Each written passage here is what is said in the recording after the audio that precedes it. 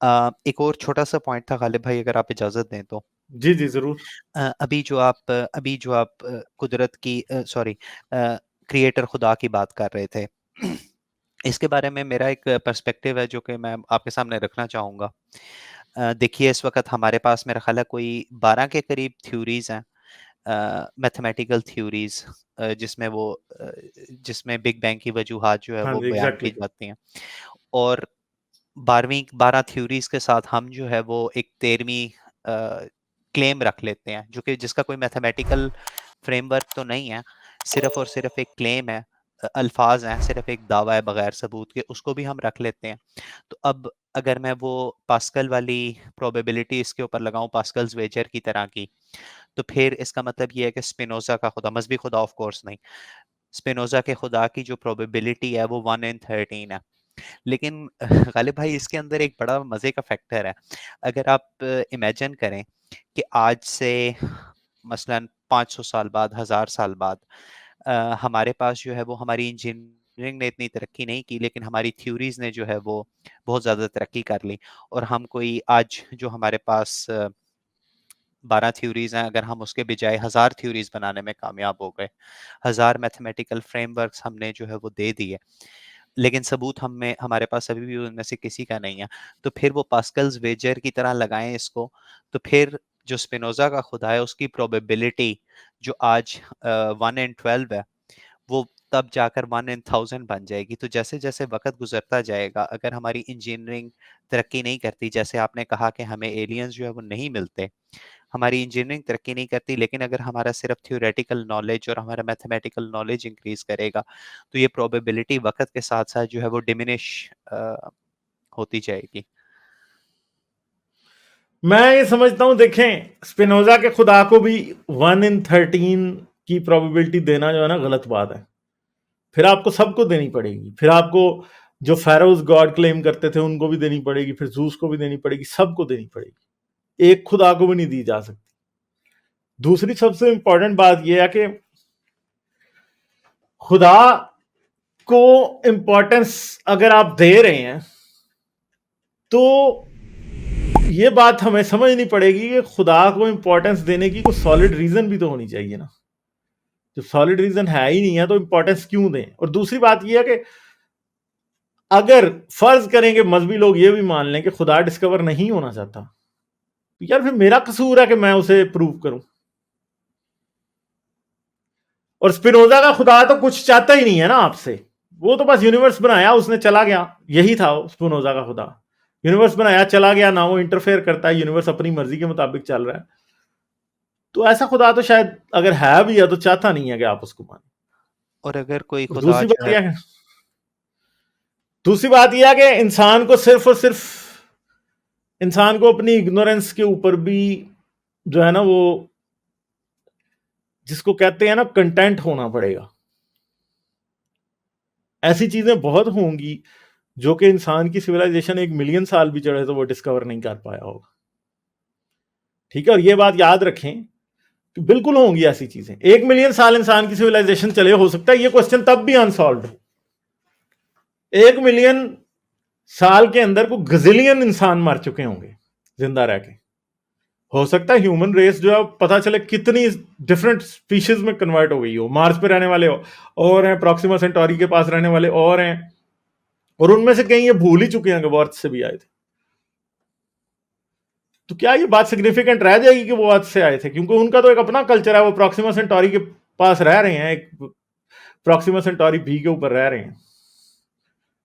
और क्या अब उनके ओरिजिन का क्वेश्चन इतना मैटर करता है कि वो उसको लेके बैठे रहे कि हम वहां से आए थे? नहीं करता। यूनिवर्स के ओरिजिन का क्वेश्चन क्या इतना मैटर करता है, या यूनिवर्स किसने बनाया ये इतना मैटर करता है कि इसके पीछे लड़ा जाए? अगर हमें नहीं पता तो इससे क्या फर्क पड़ता है? ये याद रखें कि हमारी कॉन्शियसनेस की जो पॉकेट है ना, जो एग्जिस्ट करती है। देखें, अभी हम बात कर रहे थे कि स्पिनोजा का खुदा हो सकता है, तो यार बात तो मानने के लिए ये भी हो सकती है कि मैं खुद को खुदा मान लूं। मानने को तो ये भी मानी जा सकती है कि मैं खुदा हूं, मैं इस जिंदगी में जो हूं कि ऐसा हूं कि जी मैंने अपने सेंसेस खुद डेड किए हुए हैं, तो इसके मुताबिक तो मैं भी अपने आप को खुदा मान सकता हूं। और मैं जब मरूंगा तो जी मैं अपने कैद से आजाद हो दूंगा। जैसे कुछ जो मिजो अमेरिकन सिविलाइजेशन थी उसमें कुछ लोगों को ऐसा माना जाता था, इवन के इजिप्शियन फेरो को यह माना जाता था। और आप क्या समझते हैं कि इजिप्शियन फेरो खुद को खुदा नहीं समझता होगा? समझता था वो अपने आप को खुदा, लिटरली वो अपने आप को खुदा समझता था। मगर एक सिंपल सी बात है कि, और इस बात को भी डिस्प्रूव नहीं किया जा सकता, अगर फेरो ये समझता था कि वो मर जाएगा और फिर जो है वो दोबारा जिंदा होगा और अपने सारे सब्जेक्ट्स को दोबारा जिंदा करेगा, तो वो खुद पे खुदा होने का रख रहा था ईमान। और फिर अगर वो प्लेटोस केव को देखा जाए और कुछ पुरानी ग्रीक फिलॉसफी को देखा जाए तो उसके मुताबिक ये है कि श्योरिटी से आप वही चीज जान सकते हैं जो आप खुद जानते हैं। श्योरिटी से आप वही चीज जान सकते हैं जो आप खुद जानते हैं, इसके अलावा आप कुछ नहीं जानते। तो फिर तो वो अपने आप को ठीक ही खुदा मानते थे, क्योंकि वो तो ये नहीं जान सकते कि वाकई जो दुनिया उनके आसपास है वो है भी है कि नहीं। मतलब अगर फिलोसॉफिकली सोच रहे हैं तो भाई मैं कैसे मान लूं कि आप एग्जिस्ट करते हैं, क्योंकि मैं तो यही जानता हूं जो मेरे दिमाग में चल रहा है, और आप वो जानते हैं जो आपके दिमाग में चल रहा है। हम कैसे ये मान लें कि जो आप एक्सपीरियंस कर रहे हैं वो सच भी है कि नहीं? या एक फेरो कैसे ये मान ले जितने उसके सब्जेक्ट हैं वो वाकई में एग्जिस्ट करते भी हैं, या उसने अपने लिए अपने आप को धोखा देने के लिए एक सिमुलेशन बना रखी है? सोचने को तो ऐसा भी सोचा जा सकता है।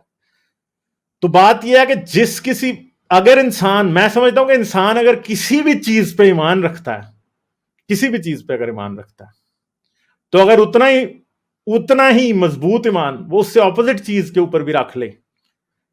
अब ये टेक्निकल बात है, समझने वाली बात है, मैं अभी आपको पूरा क्रक्स समझ आ जाएगा कि हम किसी भी बेसलेस बात को मान कैसे नहीं सकते जिसके पास कोई एविडेंस नहीं है।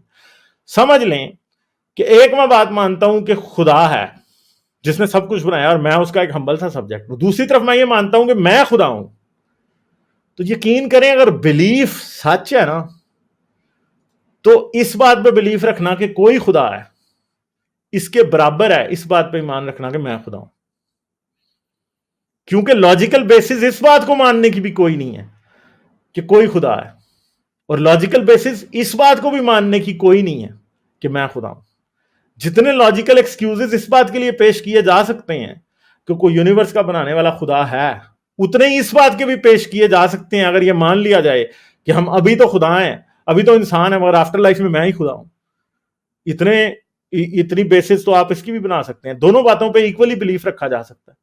ठीक है, अब बात यह है कि जब बिलीफ सच मान लिया जाता है तो इस बात का फैसला हो ही नहीं सकता, लॉजिकली पॉसिबल ही नहीं है इस बात का फैसला करना कि दो में से एक बात सच कैसे हो सकती है। अगर ईमान सच है ना, दुनिया में किसी भी मजहब का किसी भी बात पे अगर ईमान सच है, अकीदा अगर सच है ना, तो आप सच और झूठ का फैसला नहीं कर सकते, क्योंकि ईमान तो आप झूठ पे भी रखते हैं। ईमान तो आप 100% इस बात पे रखते हैं कि हमने मरना है और उसके बाद हमने जिंदा हो जाना है। ईमान तो लोग परियों पे भी रखते हैं, फरिश्तों पे भी रखते हैं। साबित ना परियों को किया जा सकता है ना फरिश्तों को किया जा सकता है। परियों को नहीं मानते, फरिश्तों को मान लेते हैं। वैम्पायर्स को नहीं मानते, गॉड को मान लेते हैं। शैतान को मानते हैं, जो है मरमेड को नहीं मानते। ठीक है, जिन को मानते हैं, सही है, और वेयरवुल्फ को नहीं मानते। अगर कोई वेयरवुल्फ पे ईमान रख ले, कोई जल परी पे ईमान रख ले, कोई परी पे ईमान रख ले, तो कोई इस बात की लॉजिकल रीजनिंग कैसे दे सकता है कि ईमान, अगर अगर अगर ये मान के चलना है कि ईमान सच्चाई हो सकता है, तो इस बात के खिलाफ लॉजिकल रीजनिंग दी ही नहीं जा सकती कि ये बात गलत है। तो जब लॉजिकल रीजनिंग से ईमान को अगर ईमान रखा जा सकता है और उसके खिलाफ लॉजिकल रीजनिंग नहीं एक्सेप्ट की जाएगी, तो इसका मतलब है सच और झूठ का फैसला ही नहीं हो सकता। ठीक है, तो अब हम दूसरी तरफ आ जाते हैं। आपने बात की थी कि 11-12 ऐसे हाइपोथेसिस हैं जो कि बिग बैंग को एक्सप्लेन करते हैं, जैसे ब्रेन थ्योरी है, string theory, M theory, string theory के कितने वेरिएंट्स हैं। ठीक है, मल्टीवर्स है, टेम्पोरल मल्टीवर्स अलग है, स्पेशल मल्टीवर्स अलग है, इन्फ्लेशनरी कॉस्मोलॉजी अलग है, जो कि क्या उसे कहते हैं, एटर्नल इन्फ्लेशन की जो उसकी है, डॉक्टर नैश की जो थ्योरी है वो अलग है। इतनी ज्यादा है, अब ये सब की सब जो है ना किसी लॉजिक, किसी मैथमेटिकल रियलिटी की बेस पे की गई है। जो चीजें आप मैथमेटिक्स में रियलिटी साबित कर चुके हैं उनकी बेस पे कहीं ना कहीं, या मैथमेटिकल ट्रूथ्स जो आप साबित कर चुके हैं उनकी बेस पे कहीं ना कहीं हाइपोथेसिस बनाए गए हैं, और इन पे ईमान नहीं रखा जाता। इसलिए ये स्पिनोजा का खुदा इनके इक्वल नहीं हो सकता। समझ रहे हैं ना मेरी बात का क्रक्स? समझ आ गया ना कि स्पिनोजा का खुदा इनके इक्वल फिर भी नहीं हो सकता। मेरा पॉइंट यह है कि स्पिनोजा के खुदा को भी इन हाइपोथेसिस के साथ इक्वेट नहीं किया जा सकता, उसको बराबर प्रोबेबिलिटी अलॉट ही नहीं की जा सकती असल, क्योंकि वो भी ईमान पे बेस है, या वो भी एक वाइल्ड स्पेकुलेशन पे बेस है जिसकी कोई मैथमेटिकल बेसिस भी नहीं। सिर्फ एक दावा है जिसको पुराने हाँ जमाने में इन्फिनिट रीग्रेस को खत्म करने के लिए बना दिया गया था, और उसकी हाँ वजह सिर्फ ये थी कि इंसानों को इन्फिनिटी के कॉन्सेप्ट से थोड़ा सा अनकंफर्टेबल वो होते हैं। तो जैसे आपके ही अल्फाज हैं कि इन्फिनिट रीग्रेस को खत्म करने के लिए आपने जो है वो एक ऐसा बीइंग इजाद कर दिया जो कि टाइम में इन्फिनिट हो। एग्जैक्टली आपसे ये बात मैंने सुनी हुई है। मैं परफेक्टली अंडरस्टूड वाले भाई। Thank you so much. चलें ठीक है, फिर सही है। ओके फिर, ओके करेंगे बात। बाय। थैंक यू ना पाकिस्तानी, आते रहे। Okay okay bye.